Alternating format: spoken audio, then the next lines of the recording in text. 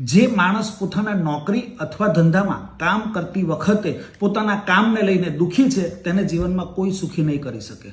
મારા ગ્રાફિક ડિઝાઇનરને મેં કોલ કર્યો કે ભલા માણસ 2 દિવસથી ઘણું કામ છે તે એક પણ કમ્પ્લીટ થઈને આવ્યું જ નથી. તો રડવા માંડ્યો, સાહેબ બહુ લોડ છે, કેટલું બધું કામ છે, ક્યારે પતાવીએ. મેં કીધું ભલા માણસ આ દુઃખી થવાની વાત નથી. ભલે કામનો વર્કલોડ ઘણો વધારે છે પણ તારી પાસે કામ તો છે. દુનિયામાં લાખો માણસો એવા છે જેમને 2 ટાઈમનું ખાવા માટે થઈને રોજગારી નથી. તારી પાસે કામ તો છે તો ખુશ રહે ને. જીવનમાં તમને ઘણા એવા લોકો મળશે, ધંધો કરતા હશે તે બી રડતા હશે, માણસો નથી મળતા, રાતભર કામ કરવું પડે છે. નોકરી કરતા હશે તે બી 8 કલાક નોકરીમાં રડતા હશે, શિપમાં જવું પડે છે, ક્યારેક ડબલ શિપ ખેંચવી પડે છે, અમારો બોસ અમને જ કામ સોંપ્યા કરતો છે. ઘરે આવીને બી બાકીના 16 કલાક પણ 8 કલાકની નોકરીને જ રડતા હશે.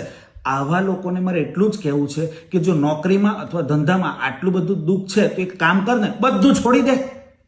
નથી છોડવું ને તો એનો મતલબ તેમાં કંઈક ને કંઈક ખુશ થવા જેવું છે. જે નોકરી કરો, જે ધંધો કરો છો તેના લીધે તમારું જીવન ઉજળું છે, તમારા જીવનમાં ખુશાલી છે, તો તે જગ્યા ઉપર કામ કરતી વખતે ખુશ રહો, પ્રસન્ન રહો. અને પ્રસન્ન નહીં રહી શકો તો તમારા જીવનમાં તમને સુખી કરવાની તાકાત બીજા કોઈ જ પાસે નથી, માત્ર તમારા મન પાસે જ છે.